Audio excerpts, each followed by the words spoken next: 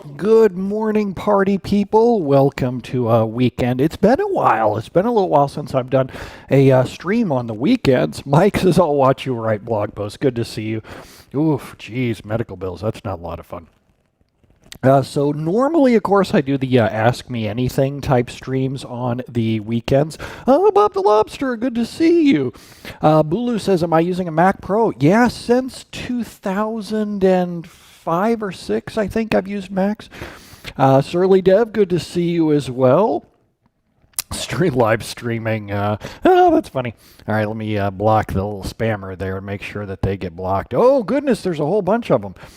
So let's go set. Let's see if I can do this to subscribers only. Let's see how this works. First, I'm going to switch it so that the chat doesn't show up. There's that. And then I'll go set the... Well, it looks like they slowed down. Looks like they're not putting stuff in anymore. All right, I'll put that back on up on the screen. Oh, Santa says, hey, VTOL freak, a few folks in from the regulars. So today I'm going to do something not the Ask Me Anything type streams. Today I'm going to be doing live from a new lockdown. I know, doesn't that suck? That's kind of nasty. Only meet those in SQL Server Central. They seem to show up just every now and then on streams, and there's usually I have a button that I can push that just puts it into subscriber only mode, but I took that button off, and I should probably put that back on my stream deck. So today's agenda is going to be different than the open questions, as you might cleverly guess by the little piece up there. Now, since y'all are in early, or on time, I suppose I should say, when I explain how today's going to work to you, you're going to be in the club, so to speak. You're going to know what I'm doing. There are going to be other people who show up and try to ask randomly questions, and those people don't read what's on the screen. I'm just going to completely ignore them. That's okay. God bless them. You know, they're going to do what they're going to do. But today, I wanted to write a couple of blog posts. The reason I need to write these blog posts is that I was going through SP Blitz Index for this month's release for the First Responder Kit, and I realized that we don't have a URL to warn people when they are facing problems with statistics or scalar functions, scalar user-defined functions. Well, I tried the HTML blank tag, but then, you know, of course, y'all would immediately all unsubscribe. So I'm going to write 2 blog posts, and I'm probably going to split it into 2 hours because it's like 6 a.m. Pacific now. I want to be done at 8 a.m. Pacific. My goal is to get done with 2 blog posts, and these are going to be, the frame of audience is someone who just learned that scalar functions are a bad thing, and they learned by listening to it in SP Blitz Index, and someone who just discovered that they have a statistics problem. I am not going to take them all the way from 0 to hero. There's just not enough space inside the span of 1 hour. What I need is an introductory level post. So I'm going to pick between the 2 of them. I'm going to pick let's say the statistics one first. So what I need to show them is what statistics are, just a quick intro as in when you run a query, here's where the statistics play in. What happens when your statistics are either out of date or massively incorrect, and then how you go about fixing that. So that's really just basically 3 things. Now, when I go to write a blog post, the first thing I do is go figure out who the audience is. The second thing is what I'm going to teach them. I kind of got a rough idea of those 3 things I'm going to teach them now. Now I have to write the demos to actually do it. So I'm going to go write the demos first, and then we'll switch over to WordPress and go write the query. So let's see how it goes. So if I come in here into SQL Server Management Studio, I'm going to be, yeah, that's true. That's absolutely true. If I come into SQL Server Management Studio, I usually try to write blog posts with a smaller version of the Stack Overflow database because some people like to play along, and run the queries themselves, which I, of course, always encourage. So I'm going to use for this one the Stack Overflow 2013 database. And I'm going to start by dropping, let me zoom in a little here so that y'all can see a little better. I'm going to start by dropping my indexes, and then I'm going to say select star from DBO users where display, no, let's do location. Where location equals, and let's see, what location should we use? I'll let y'all choose. Tell me what location I should go to query for. And I kind of want to find something I don't want to say interesting, but like I usually use London, India, San Diego. Actually, I may not let you choose. I may just type in Iceland. Let's see what that goes. Oh, Boise. You know, that's funny. Boise, I actually have a person in our training classes who's often, and it might even be you, who says that they're in Boise. And I'm always like, I want to go see Boise. I use Antarctica a lot during demos. Isle of Man isn't a bad example either. So let's say order by display name. Let's go see what we get here. Let's run it and then see how many users there actually are. Oh, very nice. Okay, so there are 195 users in Boise, Idaho. That works out kind of well. So what I'm going to say is when SQL Server goes to execute this, let me go get this guy. When SQL Server goes to execute this, SQL Server needs to have a rough idea of how many rows are going to come back so that he can guess how much memory he needs for the sort. So this will be just a nice, quick, easy introductory type piece, because inside here, the first question is going to be, well, where did SQL Server get this idea from? And what would happen if statistics were massively wrong? Okay, so the next thing that I got to do is I got to go make statistics be massively wrong. And for storytelling, one way that I could do that is I could like force statistics updates to happen in a really wonky way. Another thing that I could do is I could say for storytelling purposes, Boise suddenly became massively popular. Like all of a sudden, 1,000 people moved into Boise and SQL Server statistics would be out of date. For that to happen, or if that does happen, then I need to go see if SQL Server is going to spill to disk. So like right now, this sort doesn't spill to disk. What would make it suddenly spill to disk if a bunch of people move to Boise?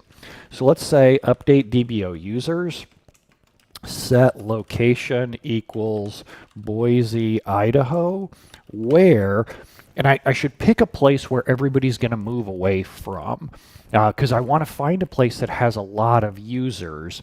Tanya says, no, Boise is a horrible place. You say that, Tanya, but it can't be that bad. Let's see, where would people, New York City, that's not a bad idea.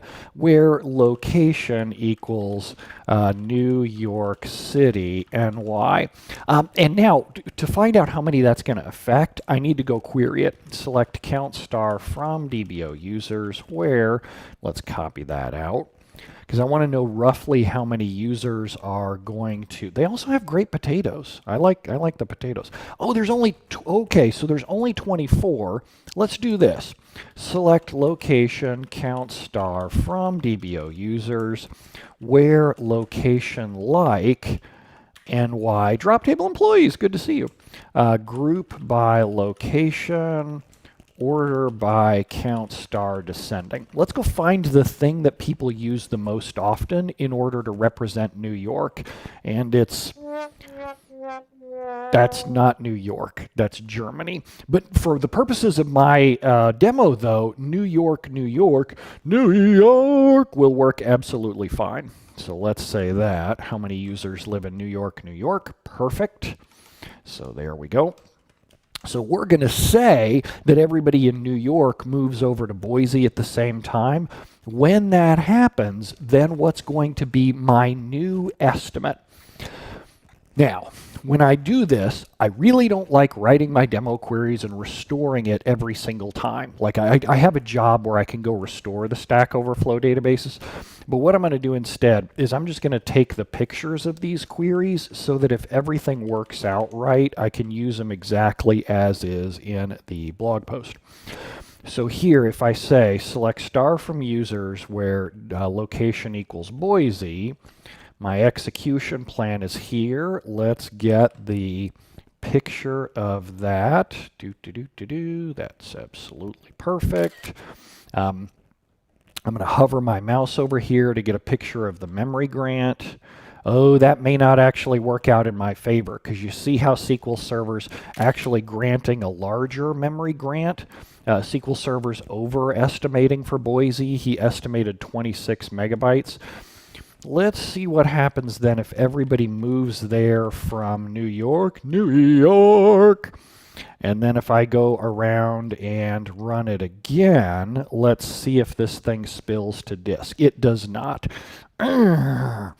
Okay, no problem. That just means that it didn't. I didn't update enough rows to trigger a memory spill because SQL Server's overestimating so much for Boise.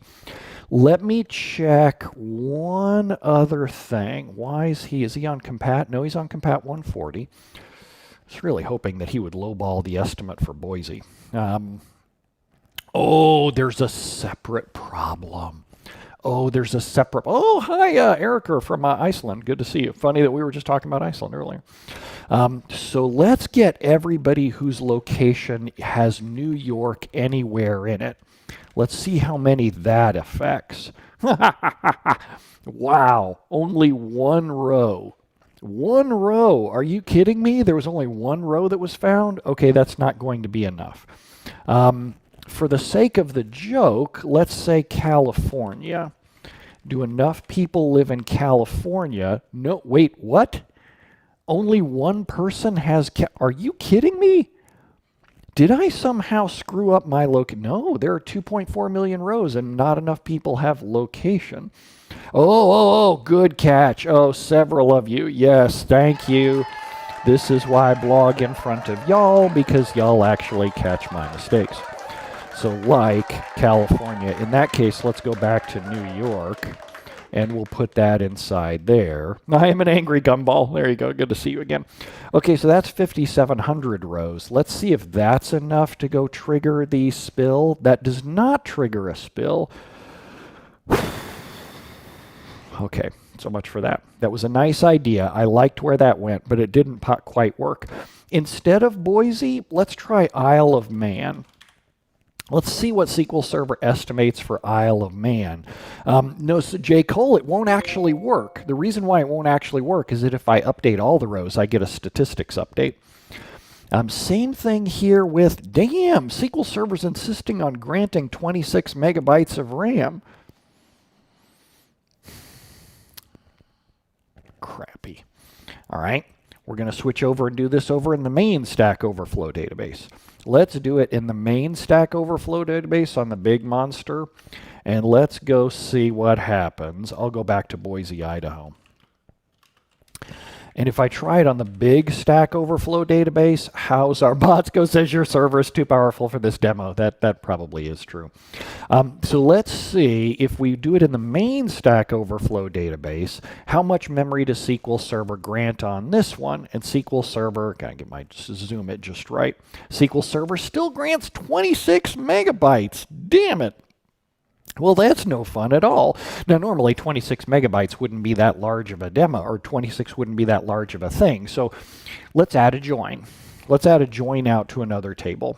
From U, inner join DBO comments, C on UID equals C user ID.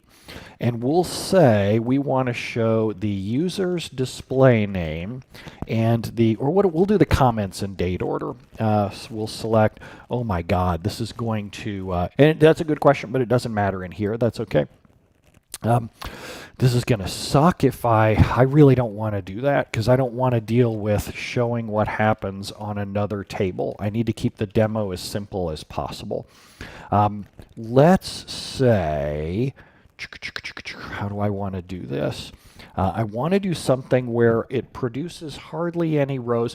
Reputation. Let's use reputation instead. So instead of location equals Boise, I really like, let's use display name. Display name equals, let's see here, Brent Ozar. Botsko says, why don't you turn off auto update stats? The problem is that that's not realistic for a real world demo. When you're writing a blog post, you want to keep it real world enough that someone will actually see it and follow along. And every single additional line of code that you have in the demo distracts them from the message that you're trying to teach them. I take really great pride in like being able to lay one query down and go, bam, watch this. It screwed SQL Server up. So that's what I'm going to aim for here too as well. Let's try, I really like the idea of location though. It sucks that SQL Server's doing such a big grant. Let me try one other trick. I'm going to try putting the Stack Overflow 2013 database in 2019 compatibility mode. And then do that. By display name descending. I swear that doesn't have anything to do with me. I promise that isn't me. I should move those the camera up or the messages up just a little. Let me move those up, and up that goes. Okay, cool. So now let's try this again. Let's say with display name, instead of display name, because I really like location, let's try location equals Boise, Idaho, and let's see under the 2019 compat level what I get in terms of an execution grant. Oh, you know what? I'm still in the big Stack Overflow database. Let me pop over to 2013. So let's say execute. Yeah, Botsko, the thing is, people aren't going to a lot of people don't know the mod command. Oh, this is interesting. SQL Server didn't throw me it still does a 25 megabyte memory grant. Really wish it wouldn't do that large of a grant. Okay.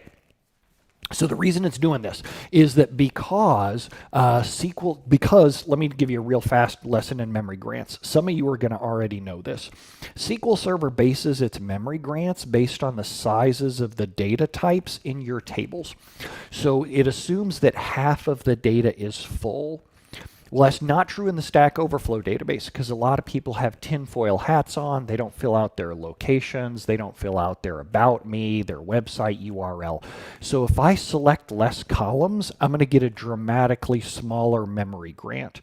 So let's just get their display name, reputation, display name and reputation. Let's just do that. And let's see how our memory grant looks now. Does SQL Server give us a nice tiny memory grant? And no, dude, you're still giving me a 26 megabyte memory grant. That's absolutely bananas. Damn. Okay, so I'm not happy about that. I was really hoping that I would be able to use something simple like that. Dang. And it's not like 26 megabytes is even that big of a grant. But, okay, so if you're trying to do that SQL Server, let me see what else I could do instead of display name reputation. Or maybe I'm coming at this the wrong way. Let's say, I really like the users table though. Let me see if there's another thing that I could do where SQL Server would. You folks are asking all kinds of unrelated questions. I'll let you go ahead and experiment with some of these things inside the database too as well.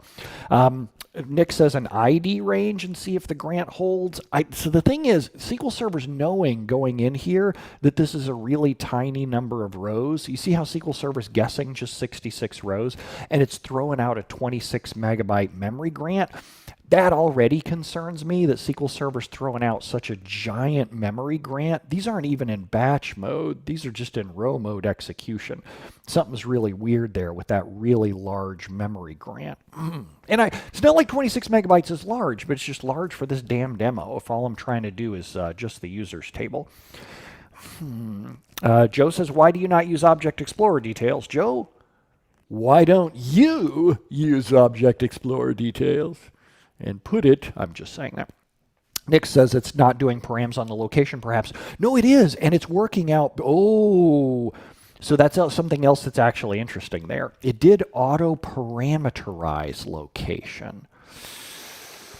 Ooh, it auto-parameterized location, which I don't really like. Is there an elegant, clean way that I can get? God bless y'all. Y'all are like just throwing out things randomly. Michael, no, that is not correct there. That it auto-parameterized location. I'm going to do and 1 equals select 1 and see if that gets me a non-auto-parameterized query. Yep, okay, so that gets me a non-auto-parameterized query where SQL Server's putting the literals straight into there. It also still does 66 megabyte memory grant. our 66 row estimate. If I hover my mouse over this, it's still giving me a frickin' 26 megabyte memory grant. That is so insane. I cannot believe that SQL Server is giving me what the what? SQL Server, God, this is one of those times that I just get infuriated with SQL Server.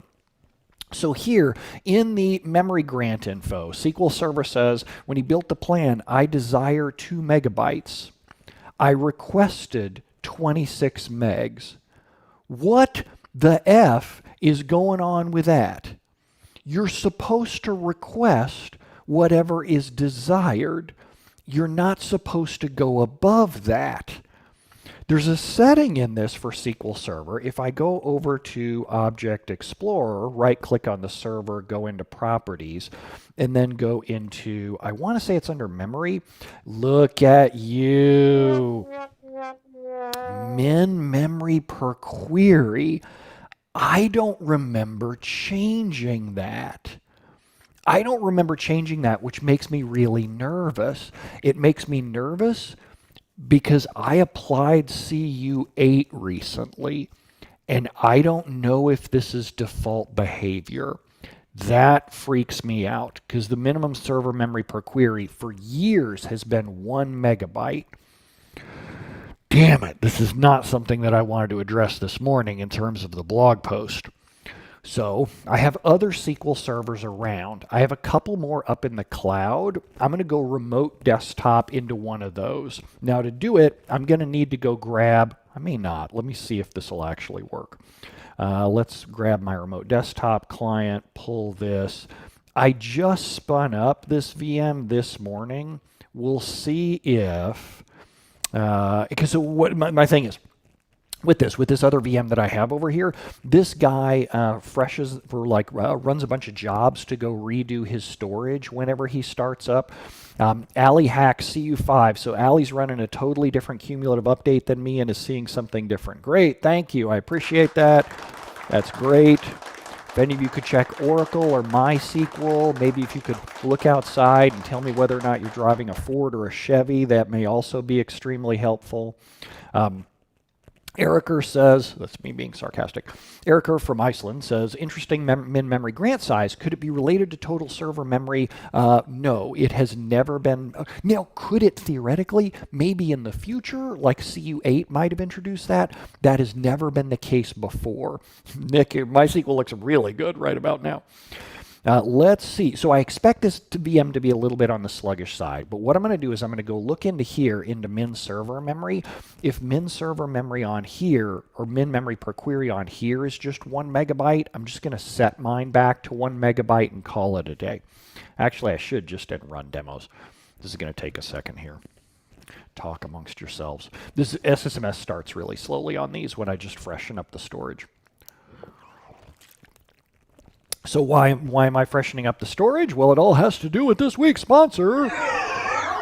This week's sponsor is my Black Friday sale. I have training classes running this week. Fundamentals of parameter sniffing, mastering parameter sniffing, fundamentals of column store indexes.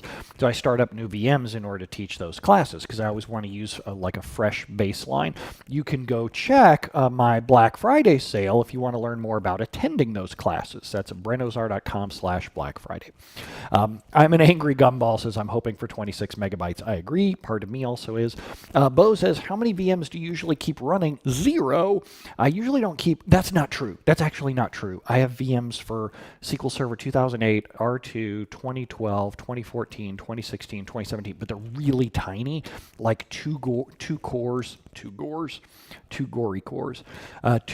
and like 4 gigs of RAM. That's just so that Richie and I can test things like SQL Constant Care and the First Responder Toolkit against lots of old versions.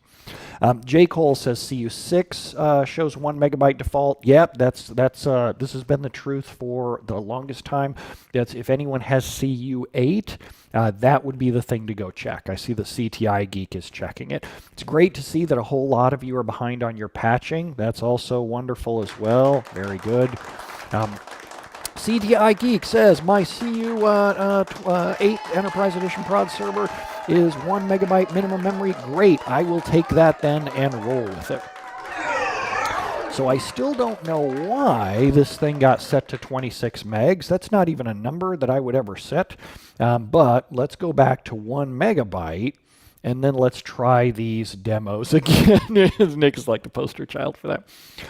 So let's try these demos again. Now that I'm in 1 megabyte min memory grant, and let's go see what Boise grants. Boise, when it grants the right way, yes! So Boise is 4 megabytes of memory grant. Perfect. That'll work beautifully. So, and it might even, let's try Select Star. Let's try Select Star. I would love it to stay really nice and low so that I could use this as, because it literally like, what the, 46 megabytes? No, so not 46 megabytes. Oh, but he actually expected, oh, okay, there's a reason for this. All right, let me explain. And as I explain this, this will explain why it's so damn hard to write reproducible blog posts. I'm going to go restore my Stack Overflow 2013 database, and I'm going to tell you the story while that thing restores, because it takes like 30 seconds to restore. And Coyote says that the thing went parallel. Here's why. So what happened was, when I wrote the demo, the first thing that I did was I queried for Boise. I saw the original query plan, took a picture. I did an update to take everyone who lived in New York and move them into Boise. I was having problems. I ran my drop indexes stored procedure, which clears the stats. I queried for Boise again.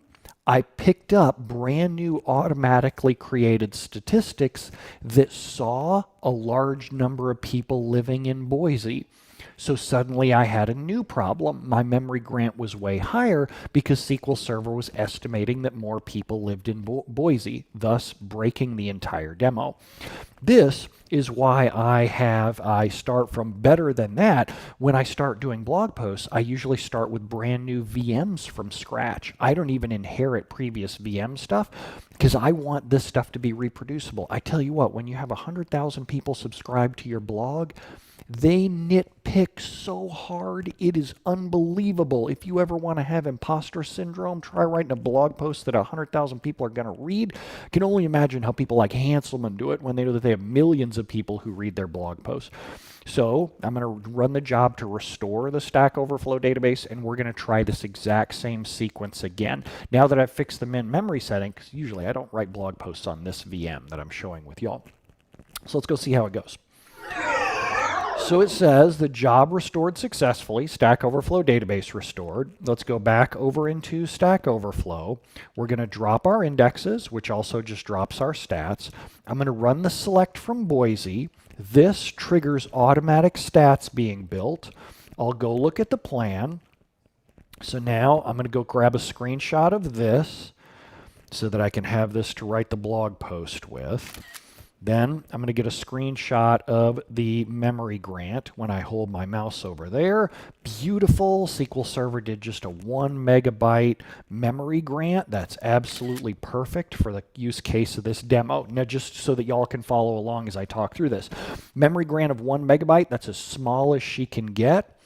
Now, let's have people move to Boise. And I'm going to say where everybody, we're going to go back to the original just plain New York NY, because like the simpler that I can make this, the better. Let's say that everybody from New York moves to Boise. And then, so that affected 2,000 rows. Let's grab a screenshot of this. It says people in Boise aren't going to like this, especially the way that people from New York are going to go react over there. How come I can't get a decent latte in here? I just want coconut milk. Then let's try it again, and let's see how she goes.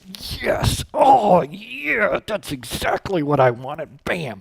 So now the sort spills to disk. It's not like this is catastrophically bad performance, but I have a 1, 2, 3 line SQL Server demo that proves what's going on with statistics. Because now, when we run that query, we get a spill to disk. So J. Cole says, I love it when you get excited. Yes, especially when my demos work, I get extremely excited. So there, I'll grab the screenshot of this. I'm walking here. I'm going to get a screenshot of the sort spilling to disk, which kind of sucks because they put this big giant tooltip on there. Okay, so we got that. If I hover my mouse over the select, I'm going to get a screenshot of the memory grant showing that it's a problem now. Arrange the screenshot just right. And then I'm going to run it because somebody's going to ask, somebody's going to be like, hey, why don't you run it with option recompile? Because eventually somebody does stuff like that. So let's say option recompile, because they're going to say that the execution plan was cached. So here we go, execute. And then let's look at the plan, and we'll get that this thing still spills to disk. Perfect. So, goodness. All right, so now I've got everything that I need. I've got everything to know that I need in order to show that out-of-date statistics will cause problems. Now I'm also going to grab the screenshots for the fix. So we're going to go run update statistics with full scan. I may not even, I'll do update statistics with full scan. Update, Nick says, sounds like green shot. This one is the one built into OS X, I think. But I used to like that. I used to love full shot or flu shot because I worked with someone who couldn't pronounce full shot and they always said flu shot, and I kind of laughed. Update statistics, DBO users with full scan. Welcome to the club, Mohammed. And for those of y'all who want to get alerted whenever I start streaming, feel free to subscribe to me on YouTube, Twitch, Facebook, any of those. I live stream across all those. And then we'll go run, after we did the update stats, we'll go run this again. And I am not going to do, welcome to the club, Michael. I'm not going to do option recompile on this one. Let's go look at our execution plan, and bam, now we get accurate stats and it no longer spills to disk. That is utterly beautiful. So now, I think that trimmed off just a little bit. Let me try one more time. And there we go. Perfect.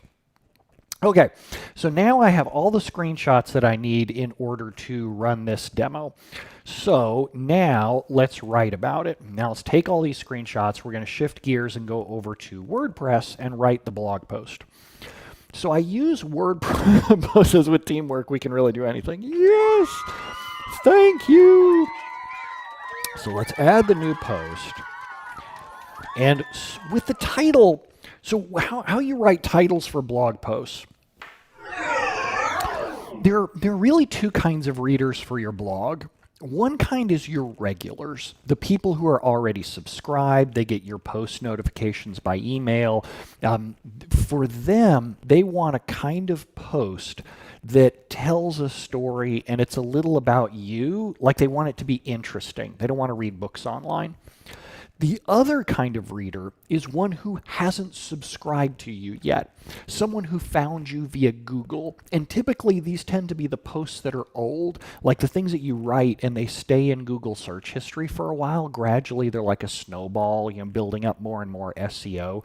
This post is not for my regular readers. The ones who read me all the time, they probably already have a rough idea of how statistics work. So I'm writing for Google. That's right. That's a good way of saying it, Nick. I like that. Some people are reading chapter 1. Some people are reading chapter 53. Some people are looking for the pictures. That's typically what my readers do. I love y'all. Y'all are wonderful. You're like me. I write for myself. That's I look for the pictures. So in here, I'm really writing for Google. I'm writing for the people on chapter 1. So when you're writing for Google, you want the title to not be anything fun or witty. You want it to be just a straightforward, here's the answer that you're looking for, and then you want to give them a punchline right away in the beginning, a too long didn't read, and then go on and tell the whole story. So let's do it. How out of date or how bad statistics cause bad performance. SQL Server query performance. And if I was going to be like BuzzFeedy, I'd be like 10 reasons why or whatever. I'm not going to quite go there. I'm not going to publish it immediately. Whenever I write posts for the future, I tend to just stick them scheduled for December. That's what I'm going to do here. I'm just going to say December 1, 2020 at 8:15. I usually schedule most of my stuff at 8:15. Under categories, under categories, I'm going to pick somewhere in here. I have statistics. There we go, statistics. And now you can see I don't use the block editor yet on my BrentOzar.com WordPress. I use it on Ozar.me, but I don't really like using it over here when I'm so screenshot heavy on the posts. All right, so what do?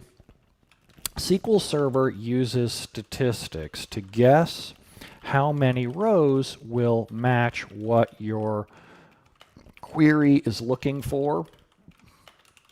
When it guesses too low, your queries, here, let's make this bigger for y'all to see too. That's not what I wanted to do. Windows magnifier, suck it. Let's see if I can I do it? Is it that way? There we go. That's probably a little on the large side. It's not bad. That kind of works.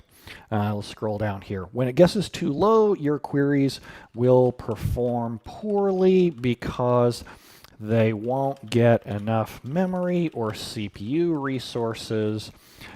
When it guesses too high, SQL Server will leave memory unused, will allocate too much memory, and your page life expectancy, PLE, will nosedive.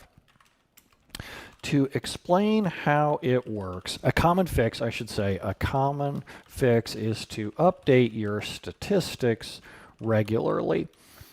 In this post, I'll explain why bad stats cause bad performance and give you some links on how to improve your statistics and performance. All right, that's certainly not what I meant to click there. I have no idea how I triggered that. I am not interested in that. Okay, now I am kind of interested in that, but I'm not going. This is especially, that's probably pretty good to sustain most of my blog posts. Win space, is that what it is? Win space. Oh, but that brings up Spotlight on the Mac, or is it? No, it's not that. Yeah, it brings up Spotlight on the Mac. Damn, there's got to be another way to trigger it inside of VM. I probably have like a shortcut thing inside there. Maybe Win plus. No, Win plus. Win period. That's probably it. Yeah! Oh yeah! I love it! Win period! Oh, we're totally putting emoji in this thing. We'll see how the preview works. We'll put the OK in there, and then we'll preview it. I'll hit Save Draft, and then we'll preview it. That's what have we done? Hell, I'm putting them in the titles. And let's see how this thing looks in WordPress. See, that's what I was afraid of. It doesn't actually show it inside here. That's what I was afraid of. Damn it. Okay, well, so much for that. Oh, no, it's gone. Oh, now see, it's the Unicode problem. Oh, WordPress, screw you. All right, so let's see here. So, demoing when statistics are right. When statistics are accurate, let's start with a query against the Stack Overflow database. And I have a little site for that, brentozar.com/go/query stack, but I try to use the full URL whenever I'm writing posts, so paste this in here.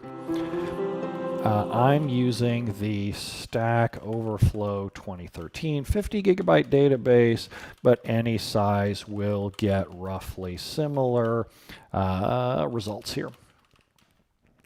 Let's go make this a heading, and then let's put in our query. So we'll get copy and put this in there. And then paste. Query stow. Query stow. Okay, so that's perfect. So there we go. SQL Server, to execute this query, SQL Server needs to guess how many people live in Boise so that it can allocate enough memory to sort the query results in RAM. If when I'll run the query and include the actual execution plan to see what it guessed. And now I need my screenshots. So I'm going to grab my screenshots from over here, and then I will copy paste all these over into oh, it needs to guess. Oh, good catch. So I just happened to glance over there. Very good catch, Mark. Thank you.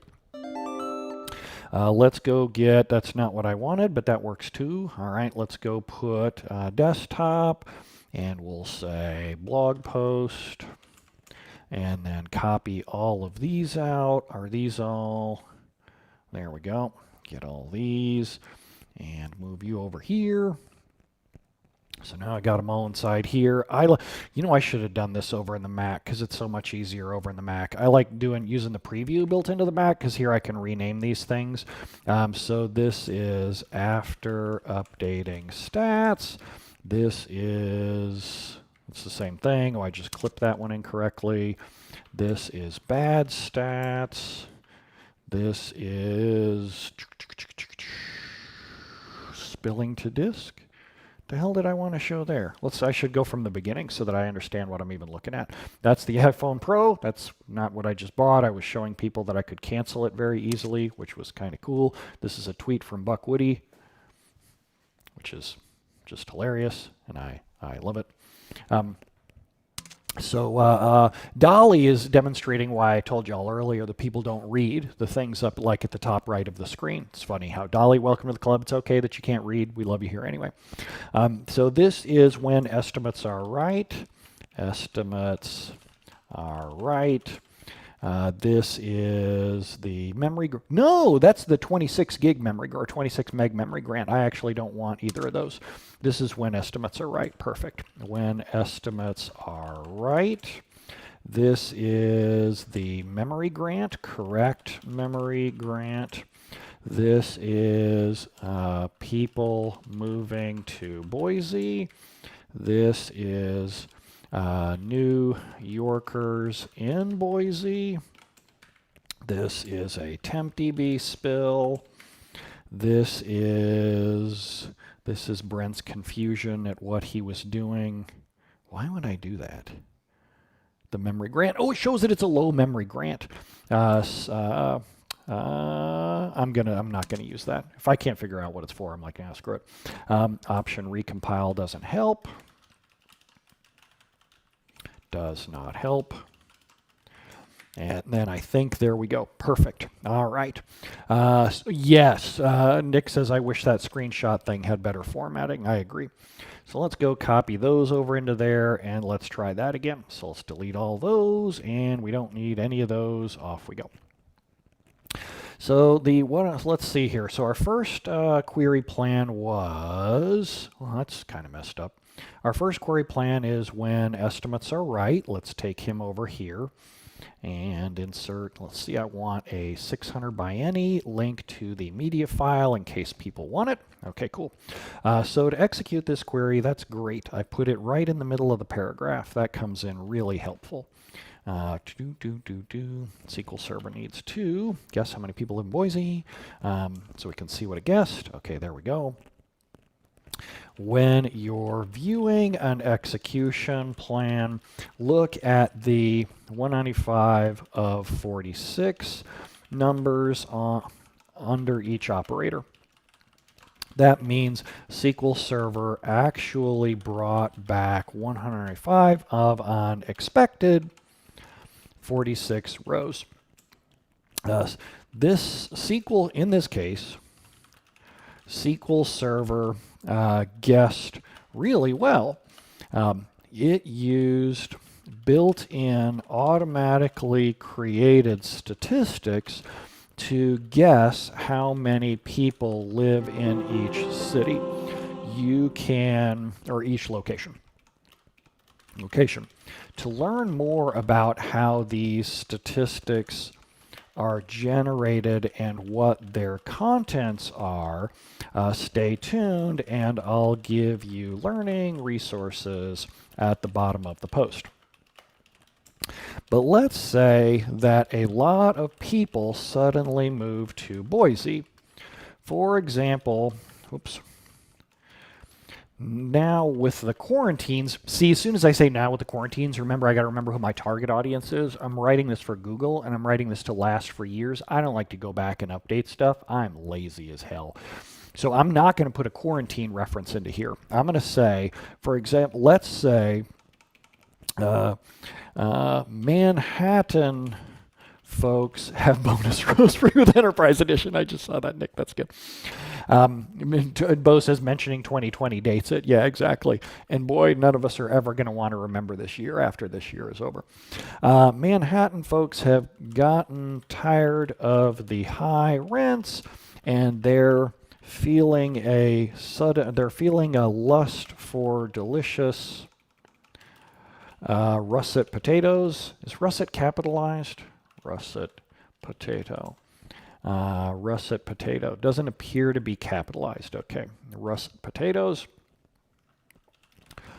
So let's move everyone from New York, to Boise. Let's copy paste the query out of there and go copy. Send them to Ketchum, Idaho for higher rent. What a beautiful city. I mean, like, I haven't been there, but like one of my pastimes is reading real estate sites, and that actually is a really good, you say potato. So let's copy paste that out of there and come into here. There's my code. Add. Everyone will remember the quarantine, but that's why we drink to forget that. That adds a couple thousand folks to our sleepy isn't fair to say, to the residence count. What do you call that? The census? Now, if we run our same select query again, that's probably true, especially in Twitch will now as well these days. Let's see how our estimates fare. And let's come back over here. And people moving to Boise, New Yorkers in Boise. There we go. I noticed that I took more screenshots than I needed. Sometimes as I'm writing the story, I won't use all the screenshots. I'll be like, oh, I think I can tell the story without putting the screenshots in. So here we go. Now we're in the same selected query again, and let's see how our estimates fare. SQL Server still estimated 46 people live in Boise. He's Googling for someone about russet potatoes, finds us. Let's see. Let's make sure that I got that right up there. Yeah, perfect. Oh, you know what? So I'm on the upward one. Back up on our original one. 195 rows brought back out of 45, or out of 46. That sounds bad. It sounds like SQL Server underestimated rows by something like 423%. But that actually isn't too bad. I only get having enough bowling shoes.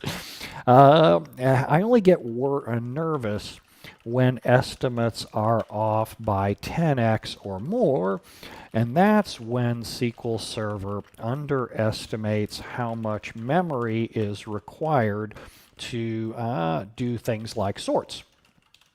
In this case, we got in this case down here, let's put this down here.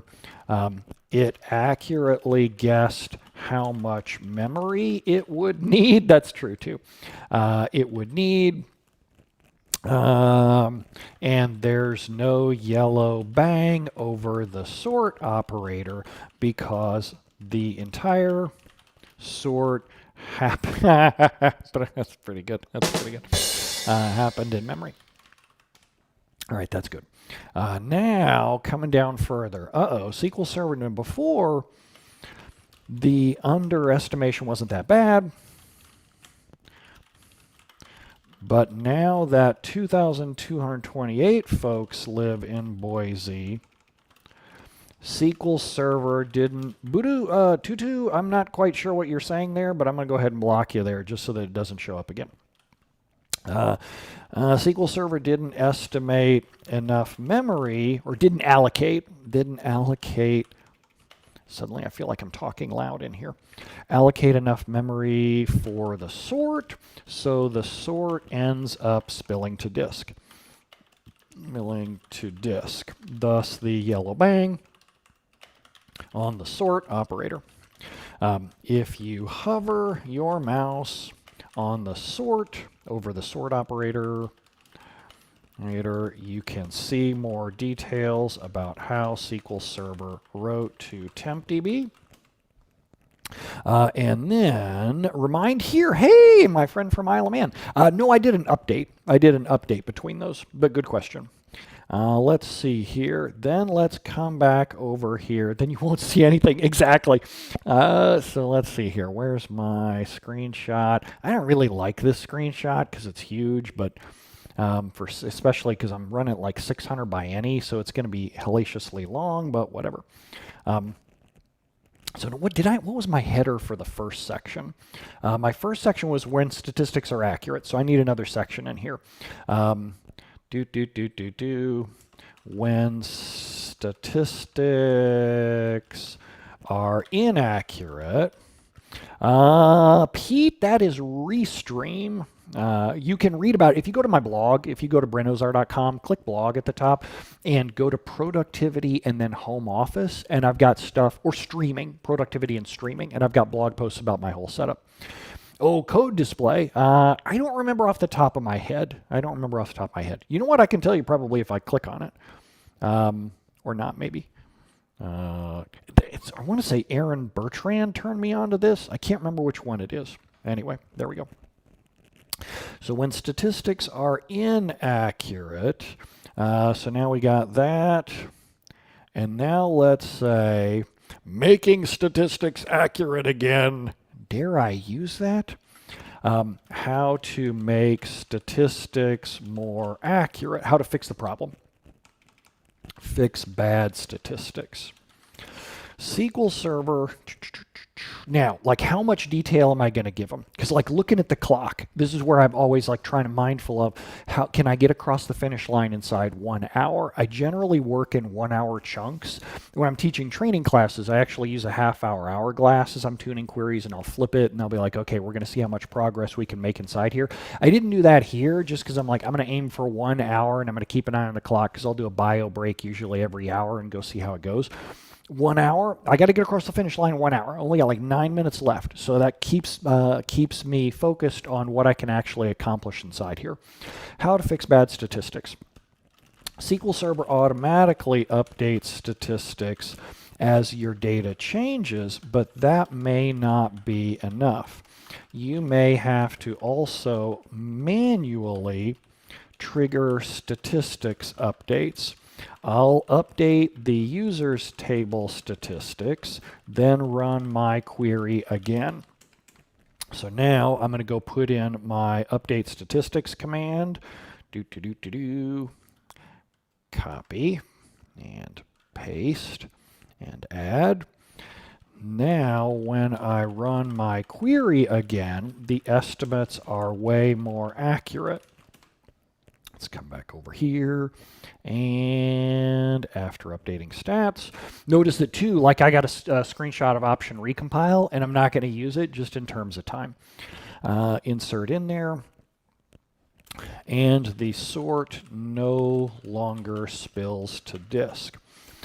Now, you probably don't want to be running manual statistics updates all the time, because this can actually trigger a whole lot more problems. However, the purpose of this blog post was to get you started on what you need, or on your learning journey. Here are the resources I'd recommend next. So my free video course, our free free video series on YouTube about how statistics work.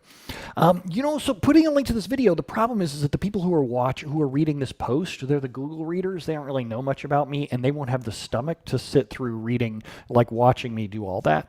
But I do want to drive them to YouTube Brent Ozar Unlimited. There is a statistics series on our YouTube channel where I do the overhead screenshot with the cards deck and all that. And then Doug Lane has all kinds of stuff about statistics. So our free video series on YouTube about how statistics work, paste that in.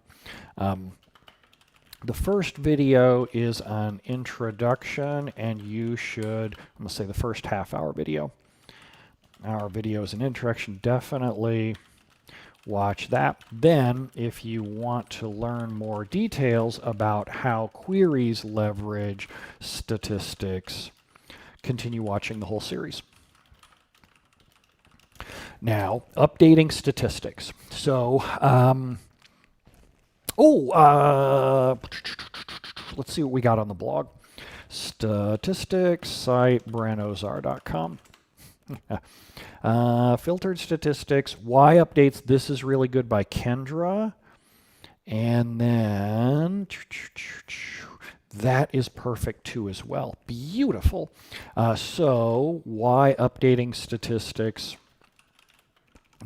Statistics takes so long. SQL Server scans the entire object once for each statistic that you have. So using updating statistics with full scan is going to suck. Statistics with full scan on large tables is going to suck. So let's paste that in there. Paste.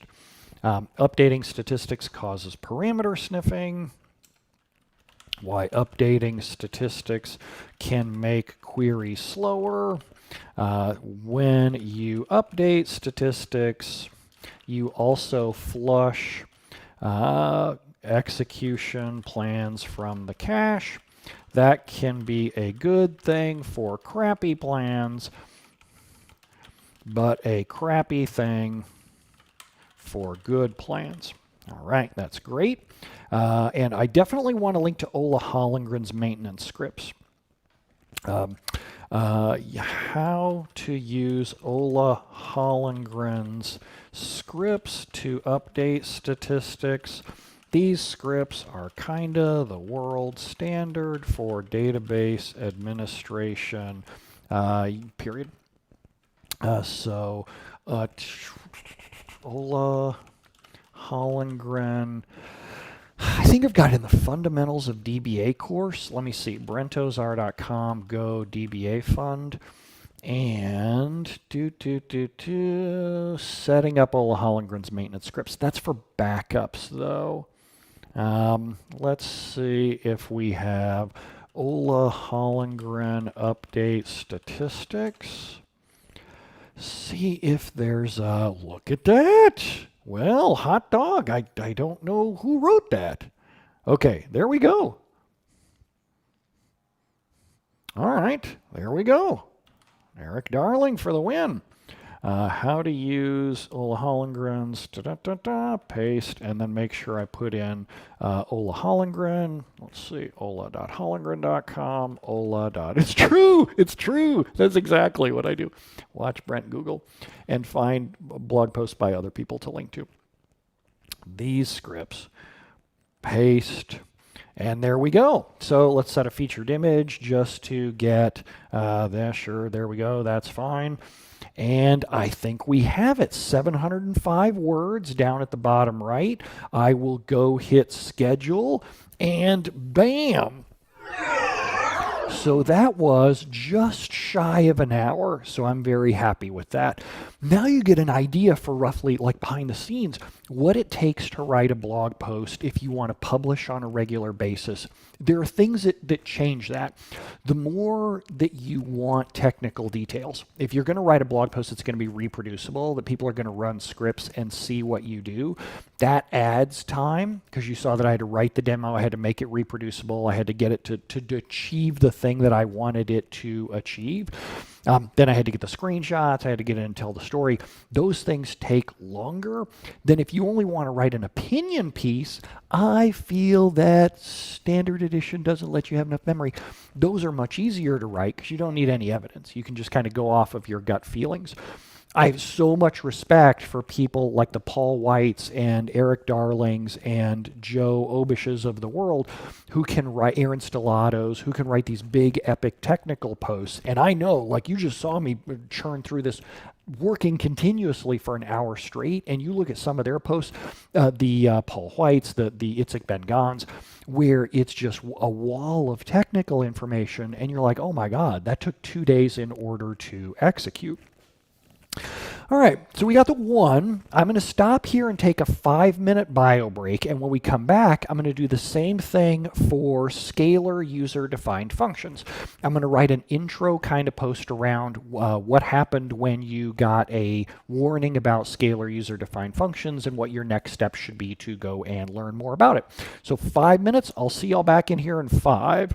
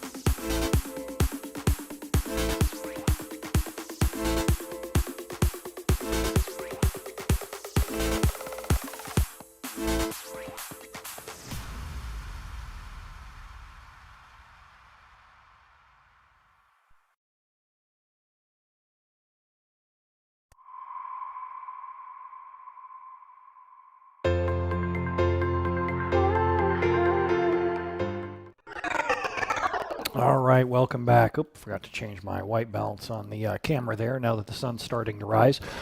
So now, next up, Nimzer says, what do I have to do to make your window cam and office cam boxes the same size and aspect ratio?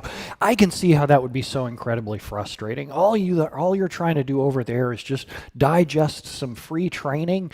And the person over on the other end, the person who's given you all this training for free on a weekend out of their own time, doesn't have the decency to make their cameras the same aspect ratio. Can you believe that? What a pig I am. Oh my goodness, I am ashamed. Okay, so no, the real deal behind the scenes is there two different iPhones.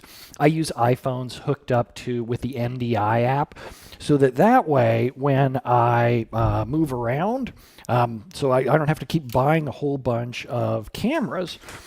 It's just literally one is my iPhone, and then the other is, so now I'll switch over so that you can see it. Where is that? It's on the pause screen. So one is my iPhone. I should be careful where I aim that thing because obviously that's going to be a problem. You see how there's a lag there because it's going over Wi-Fi and all that. So I have one iPhone. I have one iPhone that sits in my office, and this iPhone shoots my behind the scenes kind of thing. Then, and I'm going to aim down at the floor because my wife doesn't want me shooting our entire apartment. Then I have another, I have sandals.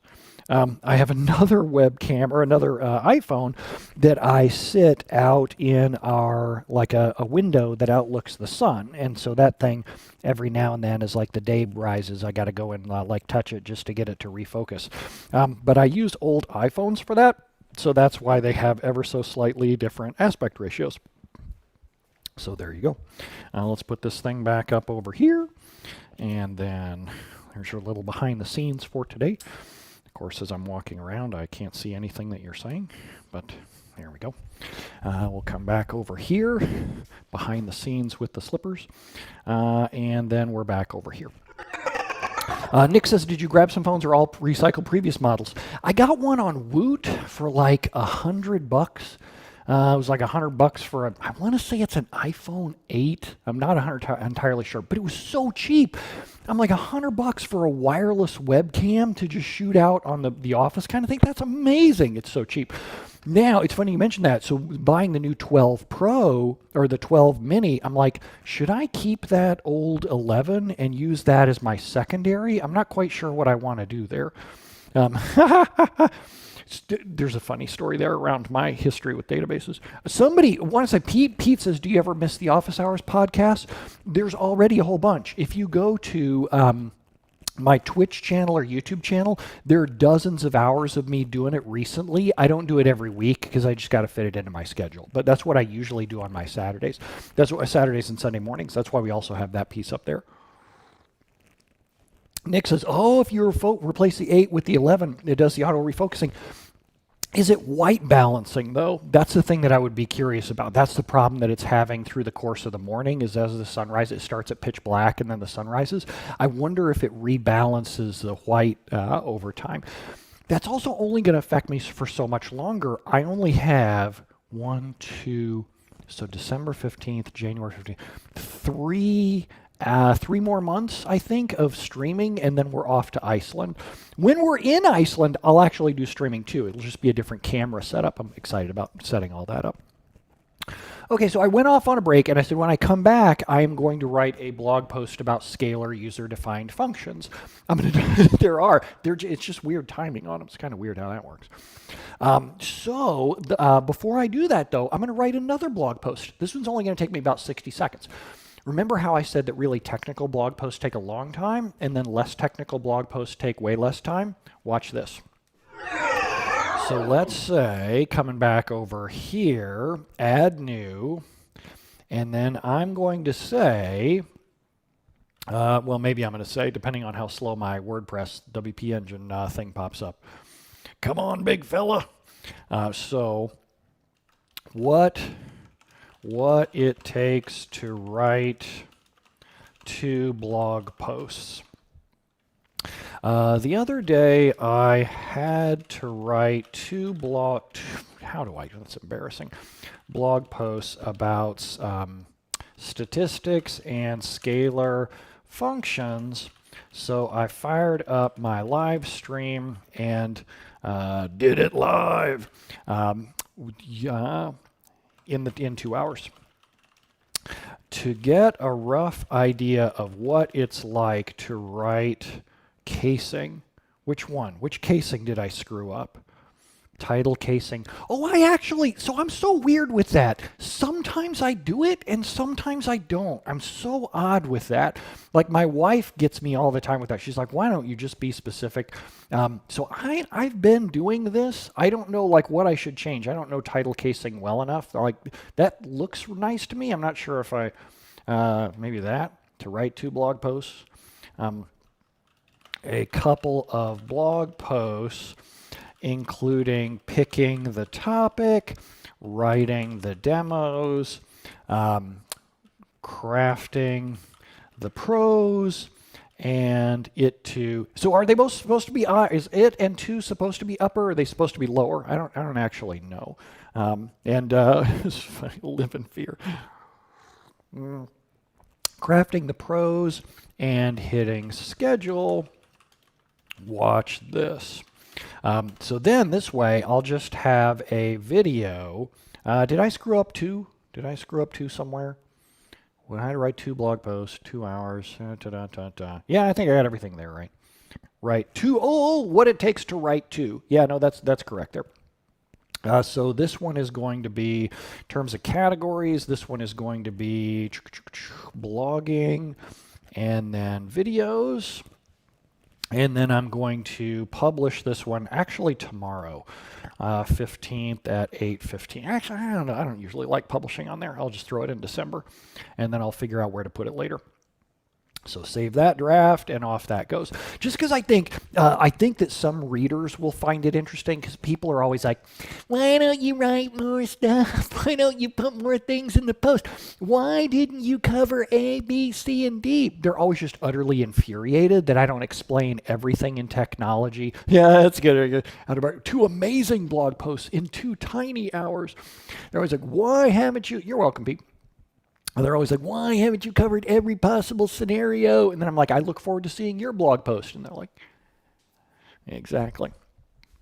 It's true.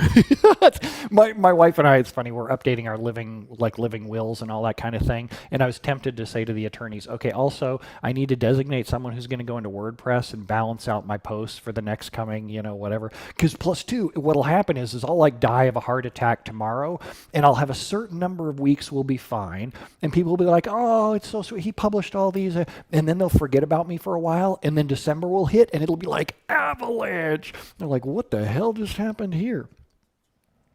Okay, so you won't believe. All right, so we got that one. That's good. Now let's hit the next post. So for the next post, so I'm making a note on the time. So it's about a quarter after the hour. So I'm going to try and finish. I'm actually going to try and finish this one in 45 minutes because my coffee shop's restaurant downstairs, like their food serving, opens up at 8, and I don't have breakfast plans. So I'm kind of looking forward to going down there. So Manny, I wonder if it's the Manny. I have a Manny in my training classes this round, and I wonder if it's the same one. And even if it's not the same one, that's cool. You're still welcome here. So in this one, same thing. Wow. So there's a dead man switch concept where people actually do that. It's true. There's a whole, if you search for dead man switch blog, there's just a whole interesting culture around that. I find that so amazing. I don't have one of those scheduled, just FYI. I don't plan my wildlife out that far. Good afternoon, Henrik. Oh, it's good to see HSP. Good to see you. Appreciate you. So for this one, the target audience is someone who's on chapter 1, like we talked about earlier. And for this one, it is they just got a notification from something, whether it is SP Blitz Cache, SP Blitz Index. There are a few different things that we're going to hone people into this for. And they just were informed that a Scalar user-defined function is causing their queries to go single-threaded. So what do I need in terms of a demo here? I need a query that would go multi-threaded and would benefit from having a lot of CPU power. Then I need a user-defined function that I can inject into the query and immediately cause it to run slower by not going multi-threaded. Let's hop back over to SQL Server Management Studio. And I'm going to do it in 2013 again. I'm going to go for Stack Overflow 2013. And I really like using the users table just because it's consistent across a lot of my posts. The fewer tables that I can introduce to people, the easier it is. Botsko says this looks more easy. You will be surprised. So I need a query, and then I need a realistic user-defined function. I'm going to start by thinking about the realistic user-defined function. People put logic into functions so that they don't have to keep copy-pasting it in everywhere. And what I'm going to do, I'm just making this up on the fly. I'm going to go select top 100 star from DBO users. I'm going to show you some contents of the users table. And in the users table, I'm like, what if I said for people's names, what if I said display name from location?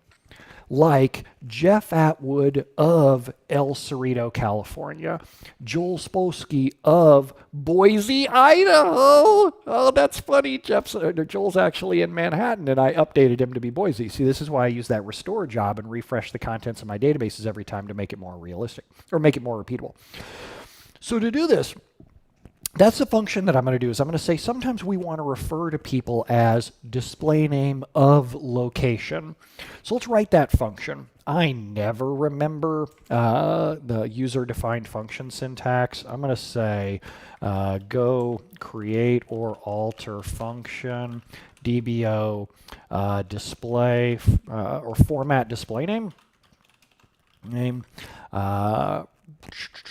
User ID int returns. No, I'm not going to do a user ID because that would do data access.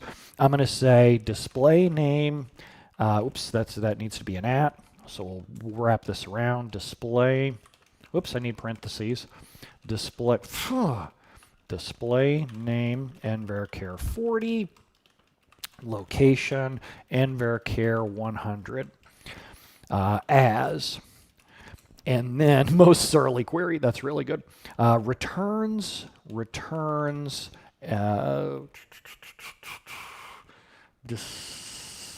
it's not that. Returns nvarchar 200 as, let's see if that works. Begin and go. Select or return, well, we'll declare output nvarchar 200 set output equals display name. My wife just texted me. I'm going to reply to her. Streaming will be done in 45 minutes. Display name plus from or of. Yeah, we'll say from. Plus coalesce, because people can set their location to null, plus coalesce location, an unknown location. Let's see if that works. Now, I'm guessing that I didn't quite get that format right. Return output. I'm guessing that I didn't get that format quite right. Earth probably. That's actually not bad. Let's say Earth probably. Elon Musk's closet. Let's see if that works. It worked! Oh my God, I never create scalar functions, and that actually worked. Let's see if it works if I go select DBO format username, Brent Ozar, and San Diego. And see if that actually works. Yes, it works. Okay, cool. So now we have a user-defined function, a scalar user-defined function that we can use to do some formatting. So now I need to come up with a query that needs to go parallel in order to use a lot of CPU work. So what would be a simple query that I could use out of the users table? And what I could do is I could say, go get me the top 100 people sorted by reputation descending. Let's say select top 100 star from DBO users, order by reputation descending. Oh, I didn't test this. Early dev says I didn't test the other case where location is null. Let's go do that.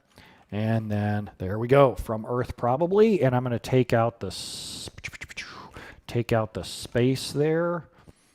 That should do, yeah, that's fine. Okay, cool. Let's create or alter that little fella just so that the formatting looks a little bit better, and there we go. So select top 100 users for, or select top 100 star. Instead of doing star, I'm going to say display name, location, reputation, ID. And then let's go see, I need to see how much CPU time this thing uses. Set statistics time on. And then let's execute that.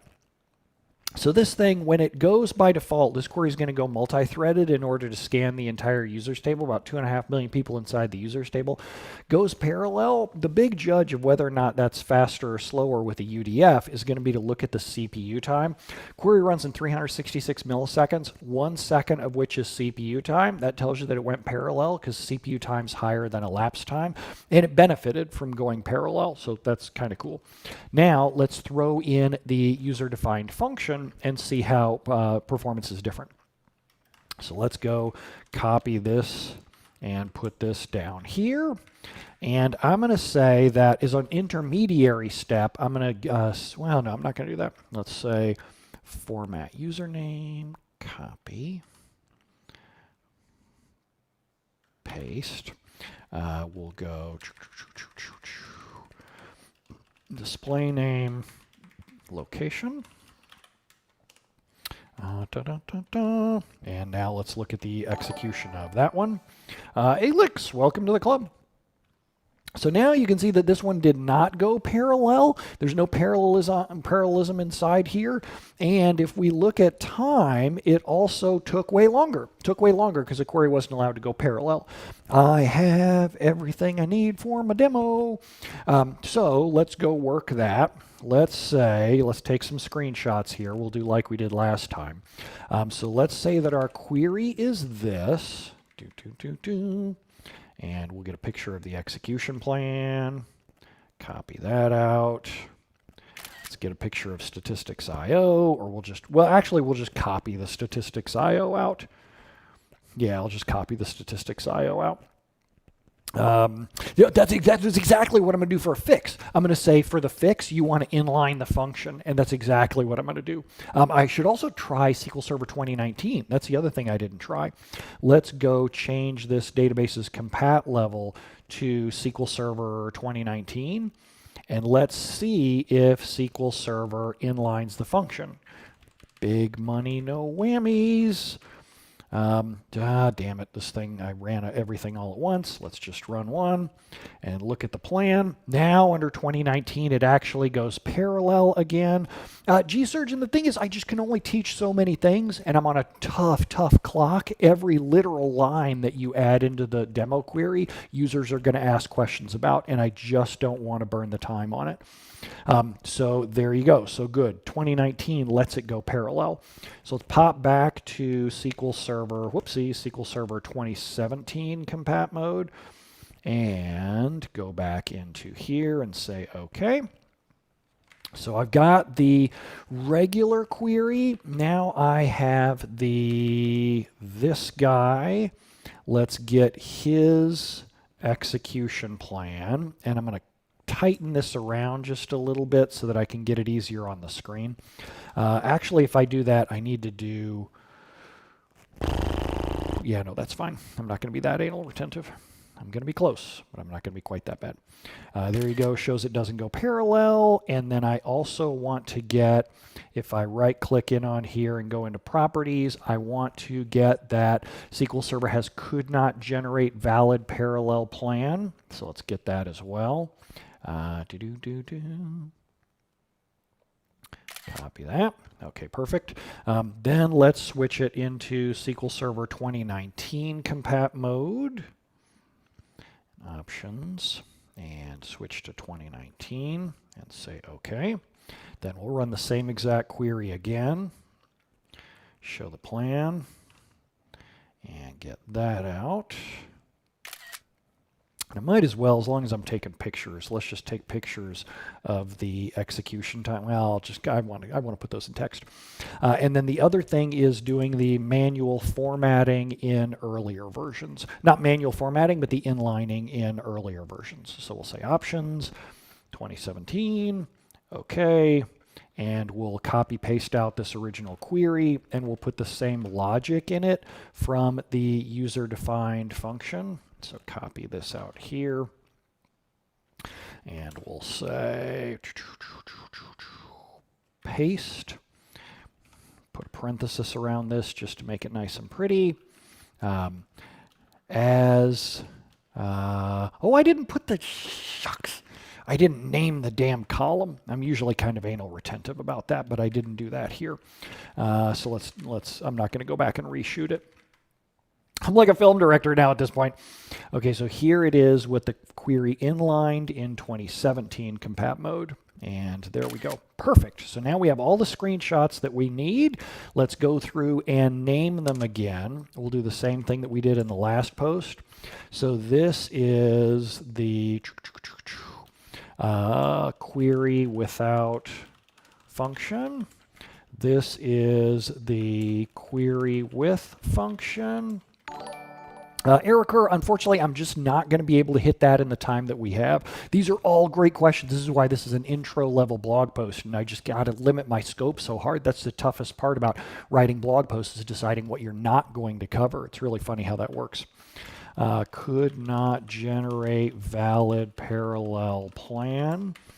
And then this is 2019 compat level. This is in manually inlined function. All right, let's do it. Let's copy paste out those images. Let's delete those and then copy those in. And then let's go fire over to WordPress. All right, so now we got to think about the title and whatnot again. I love this exercise too. I love having y'all see it and ask questions and go, why didn't you cover this? Why didn't you cover that? It's a great question, and now you see why it's so hard to get to crank blog posts out quickly, because you want to cover everything. This is also why I see a lot of speakers run late on their sessions, because they try to cram everything in. They're like, oh my God, I just want to tell you one more thing. You can't. You gotta set hard limits on what you're going to cover. So like we talked about in the last post, this post is for people who are, oh, wow, no TV. Holy smokes. So people who are just finding out for the first time that a scalar function is causing them performance problems. So I need to get the title to, again, kind of just boil down, here's exactly what the problem is. So I think I'm going to say how scalar user-defined functions slow down queries. So let's say how scalar user-defined functions slow down queries. Then we talked about why we don't go funny, though. I mean, so that's such a great example of why if I was writing it for regular readers, I would totally do that kind of thing.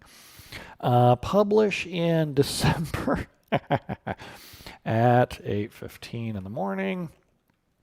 And then the categories on this, I don't remember if I have a one just directly for functions. I may not. I'll just put this under execution plans, I guess, or T-SQL. Put it under T-SQL. And it's built. The screenshots is built into Macs, built into OS 10. Okay, so we got that. Let's say when your query has until SQL Server 2019. Yes. Until SQL Server 2019. That's not even true. Even in SQL Server 2019, you can have problems. So I'm going to go back to that and just say, when your query has a scalar user-defined function in it, SQL Server may not parallelize it and may hide the work that it's doing in your execution plan. To show it, I'll run a simple query. simple query against the users table in the Stack Overflow database. Brent, oops, there it is. I still have it over there in another window. Let's go grab that. And then Stack Overflow database, paste. Let's get my query and copy paste that out. Copy. And there we go. And paste. Paste. I don't have an index on reputation, so SQL Server has to sort all of the users by their reputation. That's a CPU intensive operation, and it goes parallel across, and SQL Server automatically parallelizes it. So SQL Server automatically parallelizes it across multiple CPU cores. Get a picture of the execution plan. And make sure, yep, perfect, okay. The erasing stripes on the plan operators indicate that the operations went parallel. Another way, and another way to see that is by using set statistics time on, which adds CPU time and execution time message information to the messages tab of SSMS. And let's go paste out that. So we'll run it and look at our messages. Here we go. Copy. And put that in. I'm going to act as if it's code, but you know, it looks that way. I think it just looks a little nicer. See how CPU time is higher than elapsed time? That's an indication that the query went parallel. Because work was distributed across multiple cores, SQL Server was able to get 969 milliseconds of work done in just 357 milliseconds. But let's add a query. But when we add a user-defined function, a scalar user-defined function, scalar. Let's go put you into here. Yeah, I agree. Say our users want to see their names and locations formatted a little more nicely. Instead of two columns that say Brent, Ozar, and San Diego, they want a single column that says Brent, Ozar, from San Diego. And I don't want to put that concatenation logic all over the place in every query I write, so I encapsulate it in a function. Let's go get the contents of our function. Copy. And let's actually do that. Let's say San Diego, just so that they can have a picture of the output and understand what it's doing. So let's there we go. I find that people just like to visualize stuff, you know, like that they don't want to have to guess how things work.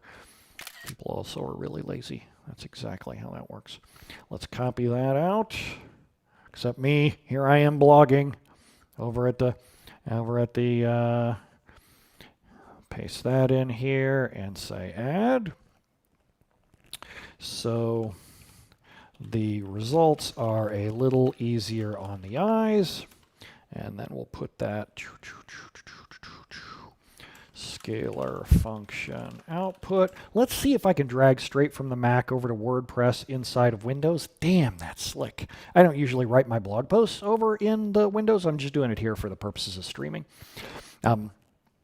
I'll let resolutions all fuzzy on the screenshots. Life will go on. Okay, so we've got that. Now, when I use my query, yep, I'm not. I told her 45 minutes, so thank you for pestering me as if you're her. Appreciate it. Really like it a lot. You and I are going to get divorced, but she and I are still going to be together. Now when I use that function inside the query technically works fine. Let's go get the contents of the query. Copy and paste. Paste. But the execution plan is missing a little something. Come back over here, query with the function, insert. And the statistics time output shows that it still needed a lot of CPU, but since it didn't go, your example in the narrative has a period in the output. Could you be less specific? Could you be less specific about where the output is? It's good to see you, Walden. Not sure what you mean there. And statistics, but it didn't go parallel. It took longer than it did, took longer on the clock. So let's go run it with execute, and then let's go pull that. There we go. Copy and paste.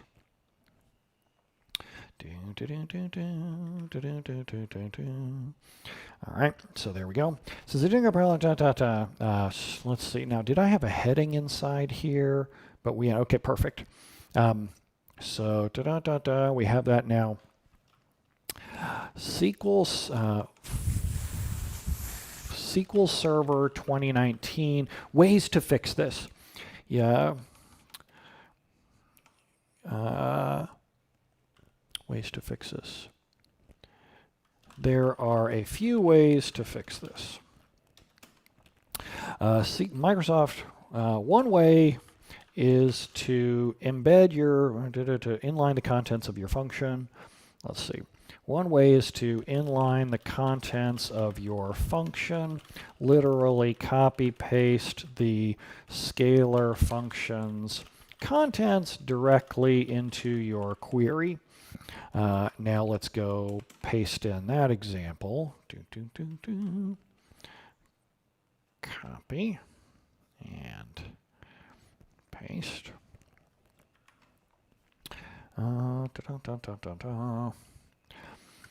Now, this query goes parallel simply because it didn't shoot. I forgot the, I have the, if you, well, let's come back up here. If you, it needs to be the paragraph, If you dig deeply enough in the execution plan, SQL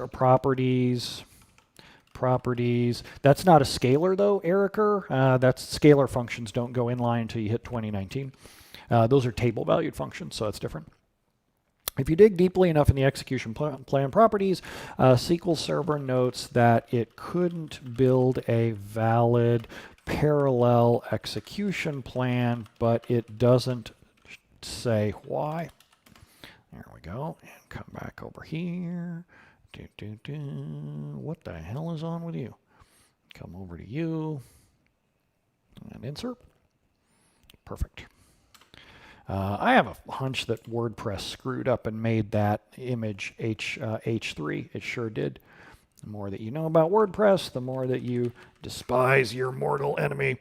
So let's come back over here. So a few ways to fix this. One way is to inline the contents of your function. Query goes some parallel, proving that the concatenation and coalescing isn't what was stopping us from going parallel. It was the presence of a scalar user-defined function. Let's get the execution plan out for that. And manually inline function. There we go.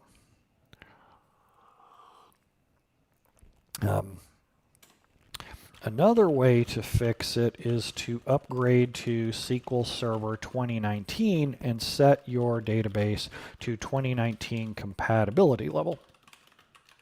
One of 2019's most ambitious features was a codenamed Freud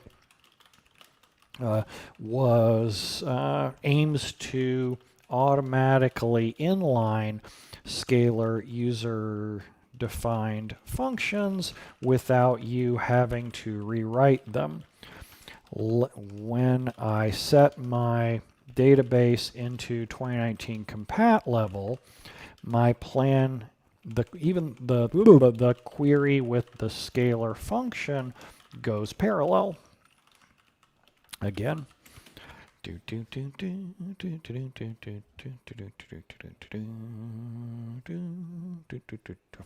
the hell is wrong with you? Come back over here, and there we go. And insert. And then, so there we go. Query with a Scalar function goes parallel again, and statistics time output shows the performance improvement. Normally, I'm really anal about putting like alter database set compat level stuff in my screenshots too. Alter database current set compatibility level. Absolutely, Nick. Yes, I will. Set compatibility level 150. Execute. Nope, equals 150. I never remember how that works. There we go. And now let's do the Freud version. The only reason I was doing that was just to get the exact statistics time output. Hell, I could make it up because it changes every time you run it, but at least this way I feel a little bit better about myself since it's on video. Paste. All right, there we go. And I should do that same thing for this one. Statistics time output shows that we went parallel and ran faster overall. And let's do it with the inline user-defined function. Execute, and then messages. And come down here. Ignoring them does. What's that great? There's a sign that you'll see in mechanic shops every now and then. Like the rate is $100 an hour, but it's $200 an hour if you watch, and it's $300 an hour if you try to help me. No. Walden. Okay, so in the text, the output you say from San Diego. That's because it's the end of the sentence. Walden, that's what I mean there. So that Brentos are in San Diego. See, that's just the end of my sentence. Just to make you feel better, though, what I'll do is I will switch this around so that it has that. That is wildly, I hate the looks of that, but Walden, I want to make you happy because you show up all the time. So then let's come down here to the very bottom. So statistics output shows a performance improvement. Ta-da! However, SQL Server 2019's Scalar function inlining comes with a huge number of drawbacks. Folks, if you're not going to leave like regular comments, I'm just going to go ahead and not have you show up stuff inside here, just FYI. So then, good, that's blocking out, so hopefully those disappear. Next up, let's see here. Oh, the Scalar, huge number of drawbacks.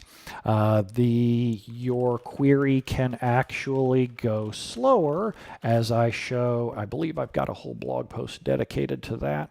If I say Freud site, brentozar.com, so here's how it's supposed to work. Here's how it doesn't work. Here's the stuff. Good. Oh, I actually have several I like doing. So here, let's go. I want to say this one shows the problem.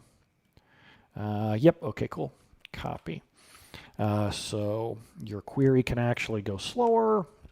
Paste that in.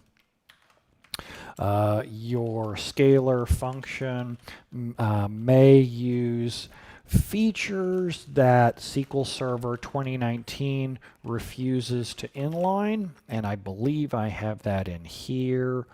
There we go. Copy and paste. Paste that over here.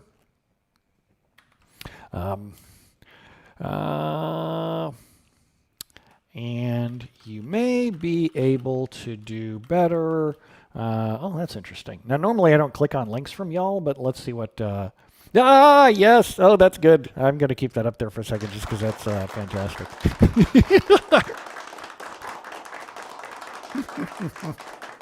So totally true. So now let's come back over here. Whoops, I don't need that. What just happened there? Well, we'll just start with that. And if it's just two, I'm not going to put a bulleted list in. I'm just going to say your query might actually go slower, or your scalar. That's probably a good start on that. To fix this problem, minimize the number of scalar functions you call, but keep in mind that even just one in your query causes the entire query. It's a little tricky. Causes the calling query to go single-threaded until SQL Server 2019, and even in many cases in 2019, it'll go single-threaded. Use inline table valued functions instead,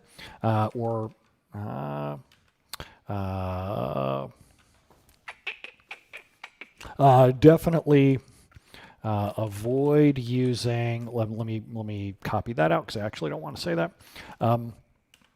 Avoid using, I'm not going to hit there. I agree, but I'm not going to go into it just in terms of the time. Like I got to watch the scope again there.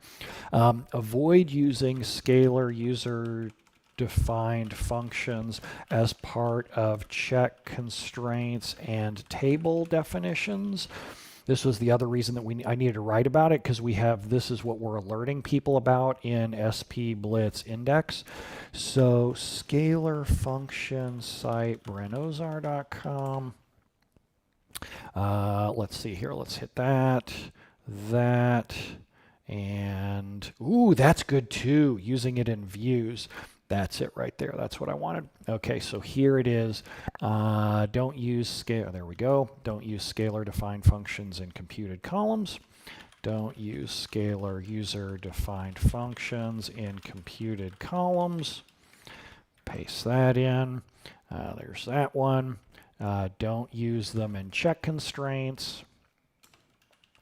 Don't use them in check constraints either. Paste this in, paste. You shouldn't use them in views. Don't use them in views, especially views that are called by lots of queries.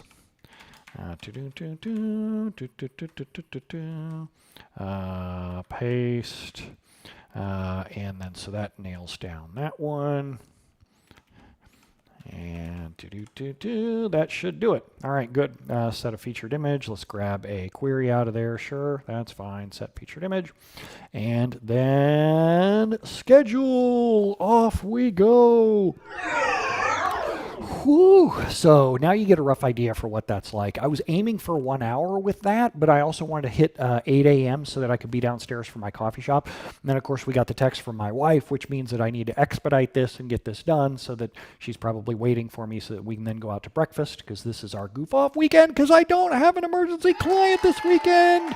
Yes! This is the first weekend in like 4 weeks that I haven't either had an emergency client or been teaching a training class. So that's kind of awesome. I mean, I've been taking days off during the week, so it's not like I'm, overworked or whatever. But the way that I do weekend emergency work is that if a client wants to, ring the bell and pay for a weekend of my time, I'll do it. But then all the money goes to my wife. She gets to choose whatever she wants to do, because that seems like a fair trade-off there. If I have to lose time away from her, then she should be the one who profits for it. Or else, if she passed away, I would probably work 7 days a week. Until I didn't, whenever I retire, then I'd be kind of done. All right, so there we go. That was what I wanted to share with y'all today. I will do a live stream tomorrow at my usual like weekendy time at around 6 a.m. Yeah, Geoserm, yes. Tomorrow, and tomorrow will be an open Q&A. Tomorrow we'll be back to an office hours type thing. I don't have an agenda thing that I need to hit.